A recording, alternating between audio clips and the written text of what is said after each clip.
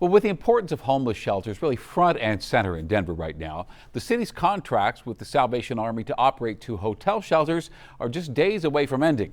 And those 2 shelters house more than 600 people. And as we come on the air tonight, it's still unclear what's going to happen next. Denver 7's Claire Lavazorio digging into this tonight. And Claire, the city is under some pressure here because there have been some problems at these shelters.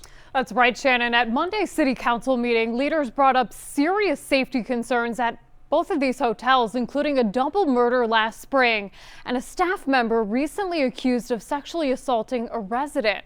But when I asked what the plan was for after next week, city officials telling me they weren't ready to share those details.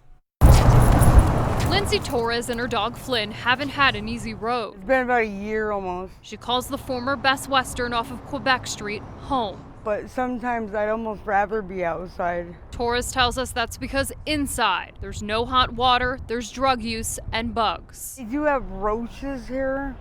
I was getting in the elevator and I could hear it walking on the wall. This hotel and the former Doubletree about a mile down the street are both run by the Salvation Army. The city says its contracts with the Salvation Army to run those sites are expiring next week. So far, a new vendor to run the shelters hasn't been announced.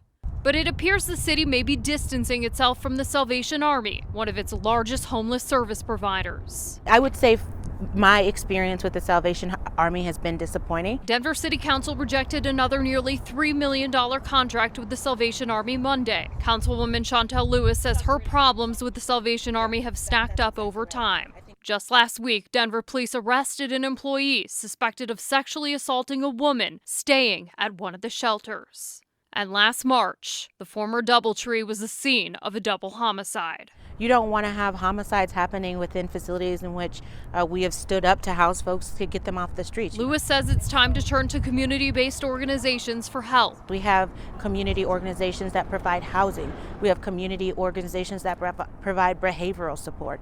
What they don't have is the investment of the city. We took that idea to advocate Amy Beck with Together Denver. We already treat them with compassion and love and kindness, so it just makes sense. But Beck says it all comes down to if the city wants to change course with its current plan. It comes down to whether the mayor's office wants to move that direction, right? Because he's already created this homelessness response. We also asked the Salvation Army about the possibility of losing these contracts. And in a statement, they said the Salvation Army is a proud partner of the city of Denver and would like to continue the Housing Now program together. If that's not possible, we will continue the program with other funding for as long as it's deemed possible. And added, we think we're doing this work well, and we're doing it from a place of deep care for our neighbors. Now, even if those contracts expire, the city has indicated no plans to close those 2 shelters on Quebec Street. Of course, we'll be staying on top of this story and be sure to follow up once we find out more from the city. I'm live in the studio tonight. Claire Lavazorio, Denver 7. All right, Claire, thank you very much.